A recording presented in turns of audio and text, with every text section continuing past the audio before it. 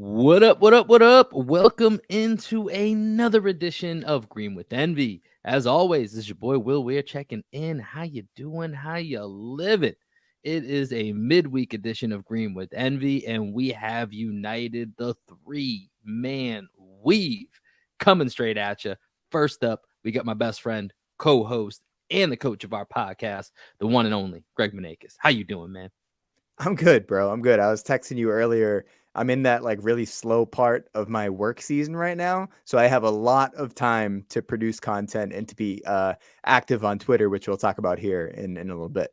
Yeah, you're heavy on the Twitter fingers today. I love seeing it. I love seeing the engagement, love seeing the activity. So making use of that time. And as always, probably the most active out of the three of us typically on Twitter is our guy. He is our podcasting cousin from across the pond. He is the leader of the Taylor gang. It's the one and only. It's Adam Taylor. Y'all know who it is. What up, Adam? Yo, what's popping, everybody? I like Twitter. Twitter likes me. Listen, Twitter, I was thinking about this the other day because we've been all going around trying to figure out what works on IG, what works on YouTube, which, by the way, I'm going to plug YouTube here in just a second. Make sure you go follow Green MB Pod YouTube right now. We got a lot popping off in there. We'll talk about that here in just a second. Been trying to figure out what works, what doesn't work. And honestly, as much as Elon is, and let's be real, this dude is fumbling a bag right now. Like he's fumbling like Twitter. I saw our guy Mobley, who's a musician out here in Austin. He had a really great tweet where he said a lot of companies will do everything in their power to turn their companies into verbs. Twitter had that. And then Elon just said, nah, fuck it. Let's go to post, which is already dominated by Instagram and Facebook. Like, this guy is fumbling, and yet somehow I still think Twitter is my favorite app, and it's amazing to see how that still works. You know what's wild? I felt like engagement had been decreasing on Twitter for a hot minute, man. Like everything I was kind of put out, like people I usually had in my comments, my DMs just weren't there. All of a sudden, and I fell victim to this too. You see people like, yo, I got paid for tweeting, blah blah blah, and my engagement is back through the roof. And I'm just like, yeah, everybody's coming back because Instagram recently took away their bonuses for creating content on their platform. Facebook took away their bonuses for creating content on their platform, unless you're partnered with them in like a sponsorship thing. Twitter, you just gotta be consistent and have more than 500 followers, and you're gonna be good, man. Somebody somewhere is gonna give you a bit of change. So I was like, well, fuck it, yeah, I'm coming back to Twitter as well then. And now apparently I'm back on Twitter. Yeah, we all out there on Twitter today. So, all right, guys, here's the plan for today's episode. As we mentioned, Greg's been out there in the Twitter sphere reviewing our top 5 point guards in the Eastern Conference that we went over last episode. We're going to get Adam's thoughts as well as some of the feedback that we've been getting. Then we're going to do our best to not, shit where we eat, if so to speak, but Bleacher Report, our homies. We go on the app. We do a lot of work with them. We're hoping to continue to do a lot of work with them. But they got a little blasphemous. We got to put them on blast. We got to check them. They had a top 5 duos list that we have some pretty strong objections with. So we're going to get into that. And then on the last part of this episode, as I said earlier, we've been hitting YouTube pretty hard. So if you guys listen to us here, we appreciate the support and love. Make sure you go check us out on YouTube as well. We are starting to develop some Green with Envy quick hits for topics that come up that we can try to hit in the moment with either the three-man weave, 2 out of the 3, myself and Adam, myself and Greg and Adam, doesn't matter, whoever's available. Try to hit some of these topics in the moment. These are Green with Envy quick hits. An example of that is going to be at the end of this podcast today. Me and Adam talking about the reports from both Bobby Manning and Mark Stein that there is interest in bringing Blake Griffin back to the Celtics. So we'll hit that. That's on the back end of this podcast. You want the full video format, go to our YouTube, Green with Envy Quick Hits. We're going to have a lot more topics that are on there on a daily, semi-daily basis as they occur. So make sure that you are following us there to get all of that context, excuse me, boys. But first, we've got some Kristaps Porzingis news that we're still waiting to see where this is going to land, but we got to talk about it here.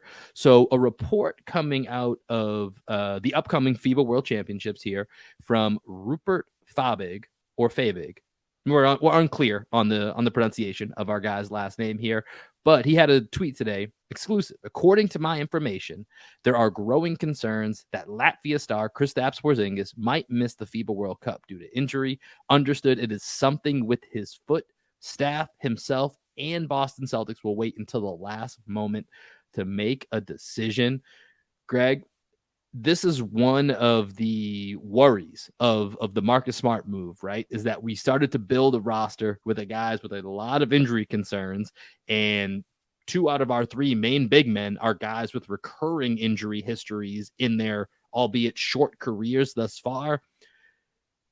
How does this make you feel right now? We haven't even got to training camp. I was kind of excited to watch Kristaps and FIBA. It may not happen now based on this report. How is this making you feel? When I first saw the report, I freaked out a little bit. Not gonna lie, but then no shade to Rupert Fabig, but I don't really know who he is, and I don't know if he's trustworthy. It looks like he's based internationally, so maybe he's doing some international reporting. And just like reading some of the theories about why this report is coming out, it's like maybe the Celtics and Kristaps have been in conversations behind the scenes, and they need to like create a fake injury so that he doesn't upset people in his country. I kind of like that theory because there hasn't been anything out there on Kristaps' Instagram or anything like that that would suggest he's been dealing with any sort of nagging injury, right? So I kind of like that conspiracy theory that this is all just a way to make all the Latvian people okay with Kristaps not being available. Adam, what are your thoughts on that? Do you buy stock in that theory? I mean, it's a bit conspiratorial for me. It's like flat Earth, but like sad Latvia. I don't know. Sad Latvia. I like that. Well, we did talk about how we both like UFOs. Yeah, I mean, we did do this. I mean, for me, I think there may be some truth to it. The problem with European reports is a lot of NBA fans, us included, we don't know who the reporters are for each national team. We don't know how plugged in these people are or aren't. So while it's not easy to believe, it's also very difficult to kind of just be like, yo, this dude's full of shit. Like, we just don't know. So I'm going to take it as a 50-50 shot. I'm expecting that we just go down that way where it's like, yep, Kristaps doesn't want to play. He's going to fake an injury, head back. I'm sorry, the dog is being a douche. King Henry had some opinions as well. I know what his problem is, man. Every night lately, nighttime 10 o'clock till 11 o'clock, he's just a dick. Do you have like raccoons or anything around where you live? Maybe he's barking at some. They don't live. Like, they're not even critters. A thing here. I never. What type of critters do you have out there? That's a good question. We don't like nothing dangerous, nothing crazy. Like the worst you're gonna get to badger. I mean, I feel like that's worse than a raccoon, no? Yeah, they're vicious little bastards, but like they're rare, dude. Like usually, like it'll be like a hedgehog or like a fox, maybe. But that's about. I mean, honestly, that's. I mostly just have squirrels and possums in my backyard. So I think all of the things that you're naming actually sound like more threatening than. I mean, a hedgehog's not threatening. They're little and they curl up in a ball and they're just chill. And they're blue and they're fast. Literally just the badger. If you see a badger, you've really been unlucky, man. Well, anyways, with aside from the critters that Henry's trying to chase down here while we're on the podcast, I think with the whole Kristaps thing, like Adam said, it's kind of a wait and see. I'm trying not to overreact, but it does stress me out in a sports sense. That this is going to be a glimpse into what a lot of our conversation this season is potentially going to look like, where Kristaps is in and out, Rob Williams is in and out, Brogdon, who stayed healthy all last year, becomes in and out, and then there's always injuries that happen to guys that are even healthy. Does Jaylen Brown tweak an ankle or a hamstring? Does Jason Tatum? He's had issues with his wrists in the past. Like, is something like that going to creep up? And then all of a sudden, you get those injuries start lining up in a certain timeline. And we're looking at lineups where, O'Shea Brissett is in the starting lineup, who's also out of FIBA World Cup with an injury. You know what I mean? So that's the part where right now it's, you know, I got my eye open to it, but it's not overly concerning. But it is stressful thinking that, oh God, do we, as exciting as it is for what the new ceiling of this team is, did we just sign up for 82 games of just reviewing health reports each game?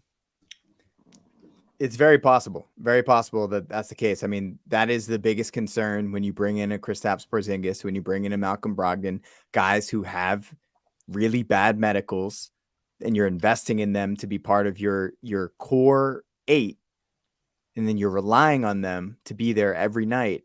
It's just a difficult thing, man. And like, I was going back and forth with somebody on Twitter, I forget who, but we were kind of debating the merits of Christian Wood, and I know we've already talked about him on the pod, but like, if for whatever reason Porzingis, this report by Rupert Fabig is an actual report, and it's not just some conspiracy theory to keep him, to keep the Latvians at bay. Hashtag sad Latvia. Would you guys now be open to a Christian Wood signing if Kristaps is actually like compromised with his foot?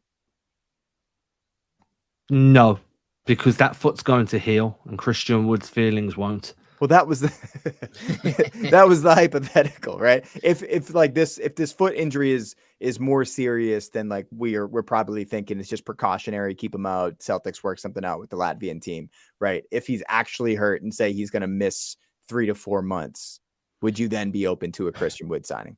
I mean, I think the thing with Christian Wood is it's a little Dennis Schroeder like from a couple years ago, not to trigger Adam here to get too upset, but it's almost like if he's available for 1 year at $5 million, like that's probably worth a gamble. You know what I'm saying? Like the talent is worth more than $5 million. And if you add that this is some type of significant injury, which, I think if it was significant, it would be reported on a little bit stronger from just this one source. And we'll see. This just came out, within the last like hour or two. So who knows? We don't really know if this is nothing or if this could turn into something. But I think foot injury or no foot injury, like Christian Wood is an insurance policy that if the price gets low enough, it probably makes sense either way as a low risk gamble.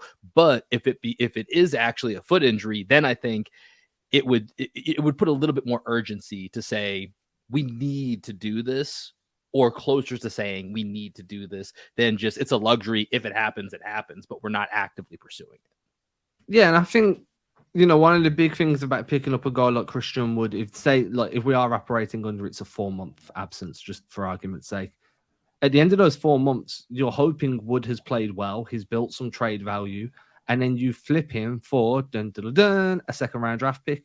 And Brad Stevens is happy. He's got or Daniel Theis. Or Daniel Theis, yeah, one of the two. I mean, fuck it, we might as well just try and trade him to the government and bring back Ennis Freedom.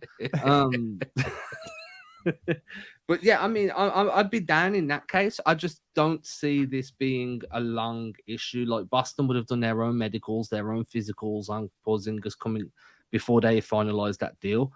If he's gone away and got hurt with the Latvian team, I'm assuming we would have heard if it was serious. But the first thing I thought when I saw that report, I just got straight up Danilo Gallinari vibes.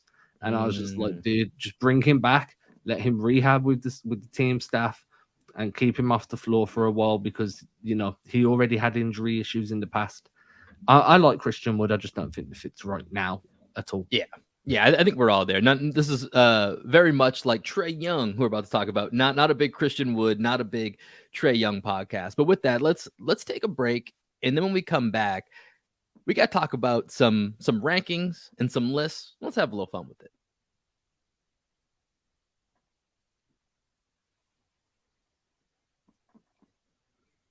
All right, fellas, as we talked about at the beginning of the pod, our guy Greg was out there getting some opinions about our last podcast that we did, in which Greg and I took a stab at ranking the top 5 Eastern Conference point guards.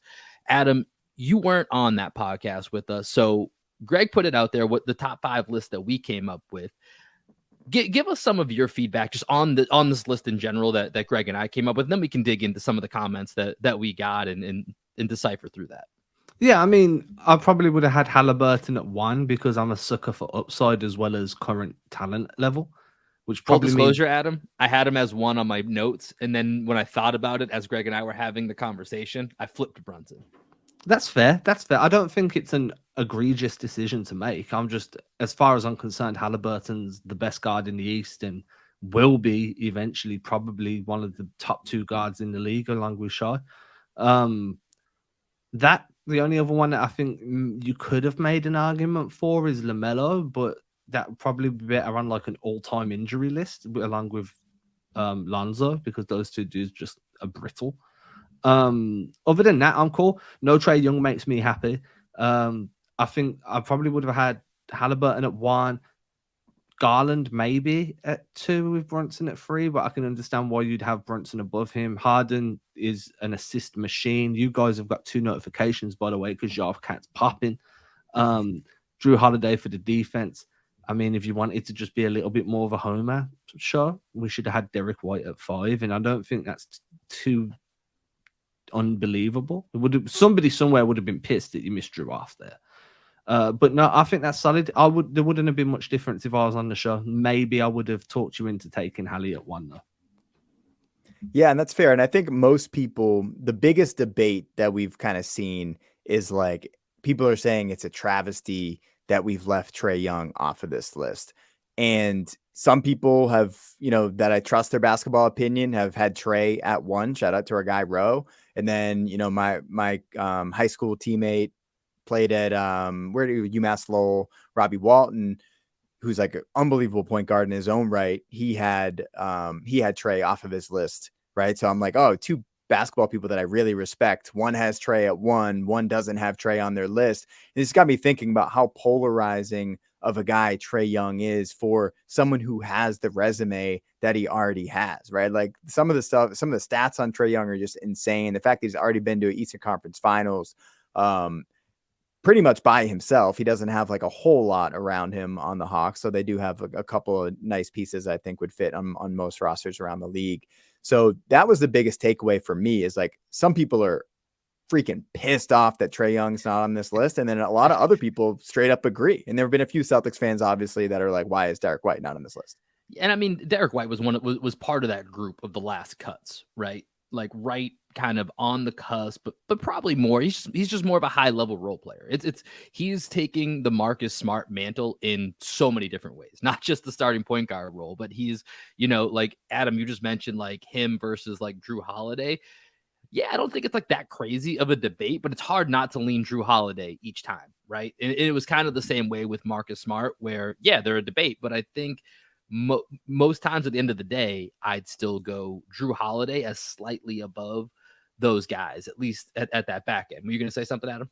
No, I was just going to say, when you look at Drew, it's not just the defense. There is the playmaking. There is the scoring. He can get hot. So it is hard to keep him out of the top 5. It's not like the East is teaming with elite point guard talent. Well, that's the key point, right? And so Greg and I touched on this a little bit in the pod, but it came up on Twitter more so the other day. It's so funny as I think about it. Regardless of who's number 1 in the East, they're not cracking the top 5 in the West. Not a single one is cracking the top 5 in the West. And there's likely an argument that none of them are cracking the top 6.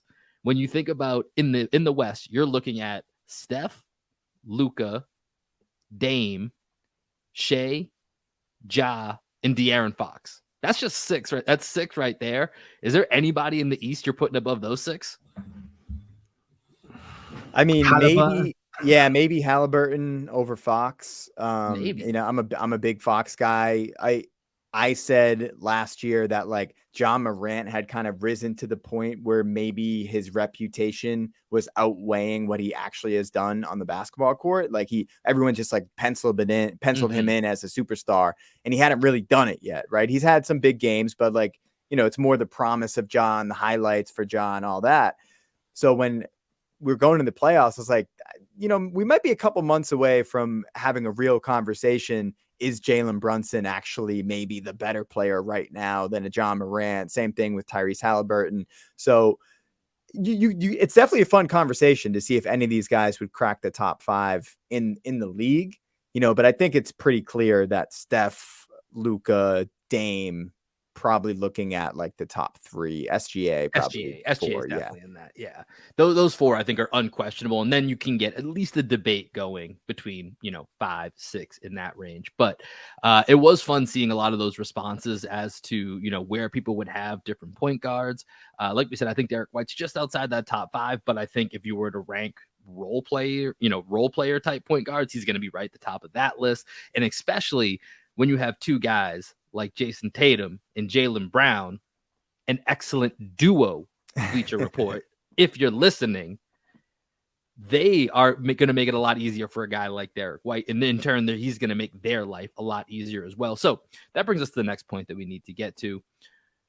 The other day, Bleacher Report put out a tweet of the NBA's top 5 duos right now. I'm going to read you this list here. And Bleacher Report, I don't know who's working your socials, but we need to have a conversation with them. You need to get us back on the app. Greg, another Greg. So Gregs are controversial on Twitter these days. Greg Swartz, apparently, this is his list. Greg Swartz, we got to have a talk. But here's the top 5 list that we got from Bleacher Report. At number 5, Luka Doncic and Kyrie Irving. You fucking kidding me? Like, we'll come back to that. Number 4, we got Bron and AD. Number 3, we got Nikola Jokic and Jamal Murray. Champs, makes sense. Number 2, we got Giannis and Drew Holiday. And at number 1, we got KD and Devin Booker. In my opinion, before we even get to the absurdity of at least Luka and Kyrie, there are 2 very obvious duos to me that are missing from this list. Of course, we got to talk about where Jason Tatum and Jaylen Brown are. Do you guys know the other duo that I can't believe didn't even make it on this list? Or didn't make the honorable mentions that they had in a separate tweet as well? PG and Kawhi?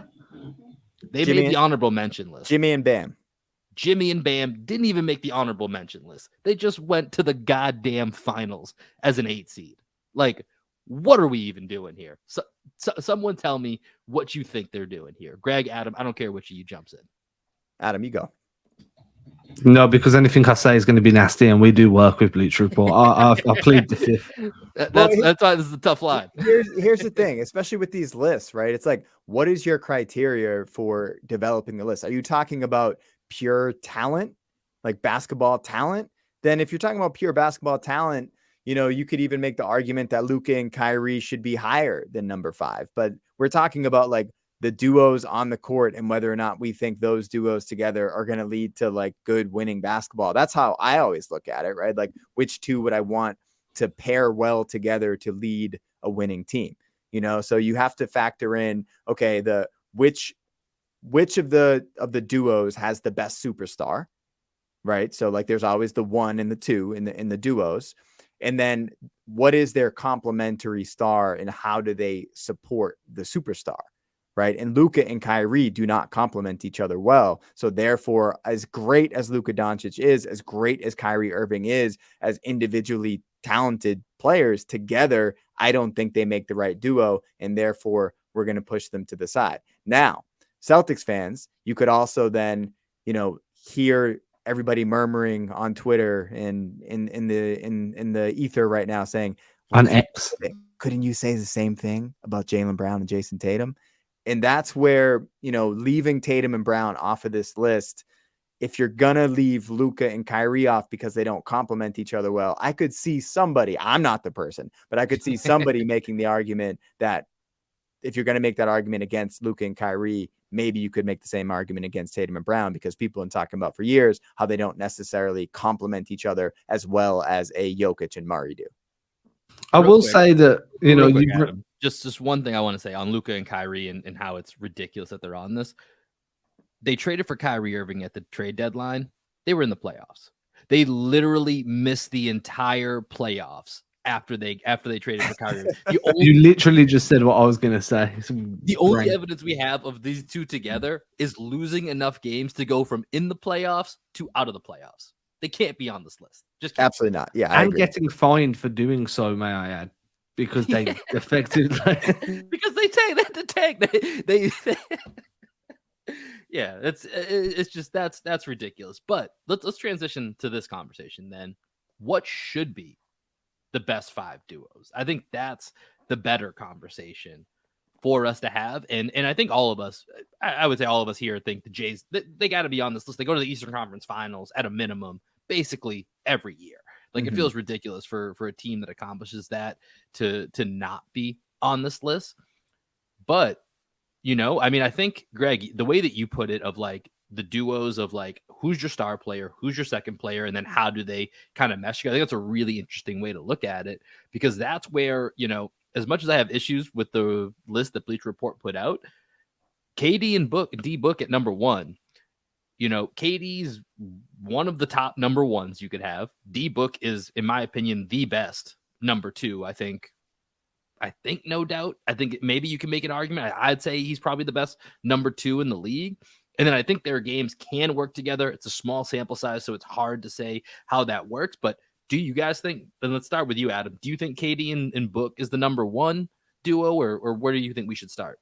No, that's fair. I think KD and Book. No, actually, no. I think that you have to go with the team, the duo that just won an NBA championship together. I think you have to go Jokic and Murray. And it's unfair to go anywhere else because those two guys dominated all the way through the postseason. Yeah, I agree completely. I have my list written down here, and I have Jokic and Murray right at the top. So, Will, when you said you think it's pretty clear that D Book is the best number two in the league, who else was kind of floating through your mind as maybe a rival for that best number two spot? Yeah, I mean, I think the other rivals that I would think of for that, and really, I think this just depends on between LeBron and AD. At this point, I don't really even know who we're calling the number one and who we're calling the number two. Bron's the number two. Bron's the number one. Okay, that's what I would think as well. I think that's maybe the one that I would look at, who's the number two. Because then I think for me, if we're ranking the second bananas out of these duos, I would probably go Booker, AD, and Jaylen Brown would probably be my top three. And my pushback to the Nuggets being number one, which respect the champs, I get it. I wouldn't make a big stink out of it, and I think this also applies to Jimmy and Bam. I think for these duo lists, it depends. Are you looking for the 82 games or the playoffs or a combo of both, right? Because if we're making a duos list for the playoffs, I think Jokic and Murray and Bam and Jimmy are probably going to be higher than just my regular seasons list. Or if we're trying to find a way of like, what's the combo of the two where, you get a high seed and you make a deep run, of which, Jamal and Jokic did that last year. They got the one seed and they won championship. So you guys are probably right that they need to be number one. And no shade to Jaylen Brown, because I love Jaylen Brown. Can we say that Jaylen Brown's better than Jamal Murray after what Jamal Murray just did in those playoffs? So once again, go ahead, Adam. Go ahead. I was literally a one-word answer. No, I don't think we can. I think it's been disingenuous to look at somebody that came into really their first deep playoff run and how he slotted into his number two role, accentuated the players around him. Really. And there it is. Adam, you cut out pretty strong on that. But with the magic of editing, I might be able to fix that. So go ahead, make your point again. I don't know what I said now. It was off the dome. So it was very much, he managed to put the team on his back. He accentuated the players around him. There was moments in time where and there he's so close. So close. Right, let me jump in here real quick. Okay. So the Jamal Murray versus Jaylen Brown, I think it's an interesting debate. I think this goes back to, once again, like if you were to look at the regular season, I think Jaylen Brown wins that argument. I think when you look at the postseason, undoubtedly Jamal Murray wins that argument. And so, I think there is a case to be made for Jaylen Brown as a better number two than Jamal Murray. But then that gets to the other point that you made originally, Greg. Which one works better as a complement to their number one? And Jamal Murray works better as a complement to Nikola Jokic than Jaylen Brown does to Jason Tatum. So I guess through that theory, eventually we get to Jamal is at a higher number two standing. But if we look at them in a vacuum as players, I would still rather have Jaylen Brown than Jamal Murray, unless of course I have Nikola Jokic, but then Nikola Jokic changes the equation for almost anybody that you want to put into this argument. So that makes it a little bit more difficult. But I think in a vacuum, I'd go Jaylen Brown. But I think as a duo, I guess I have to default to Jamal Murray would be a step above Jaylen Brown in this duos conversation. Yeah, I just think after what I saw Murray do in the playoffs and his ability to get his shot whenever he wants and run a high level pick and roll, I know he's got the best pick and roll partner in the game in Jokic, which makes it a lot easier. But I just think Murray proved himself to be the more polished player than Jaylen Brown at this point. But let's get into our lists. So who did you have, Adam? If you're there, why don't we try having you go? Did you actually list your top 5 duos? I didn't need to. I kind of know them off my dome. Okay, who do you have as number 1? Murray and Jokic. Yeah, I have Jokic and Murray as well. Will, do you have Jokic and Murray number 1? I didn't, but I'm cool with that. You guys have convinced me that we got to give respect to the champion. So I'm down with the Nuggets as the number 1 duo. Okay, so number 2, to me, if we're saying that Jokic and Murray, because of what they just did in the playoffs, is the number 1 duo, that does bring up the idea of Jimmy and Bam. Are we even considering them for the number 2 spot here just because of last season? Or do we think, regardless of that playoff success, we got to push, they're on the list, but later on the list? On the list, but later.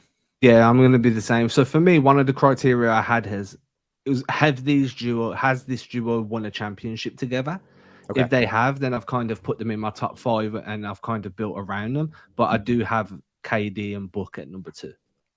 I have KD and Book. Yep, KD and Book. It's just too much talent that's undeniable. And even though it's a small sample size, you saw them without a fully fleshed roster, and they were the closest thing to challenging the Nuggets, right? They had them 2-2. Bro, they played 8 games together. Yeah. And then they were like pushing the eventual NBA champs in some games because they were scoring like 45 points each. Exactly. Booker shot like 80%. Yeah. So I think it's just undeniable. I got to go with them too. If we're going to 3, this is where I think it starts to get a little bit interesting. Adam, you brought up the championship rule, and this is where I think you could make a case for Bron and AD if you wanted to have them here because of that championship. A couple years ago now, they're a little bit older. They got injury questions, both of them. This is where I have the Celtics duo. This is where I have the Jays. Is that number 3?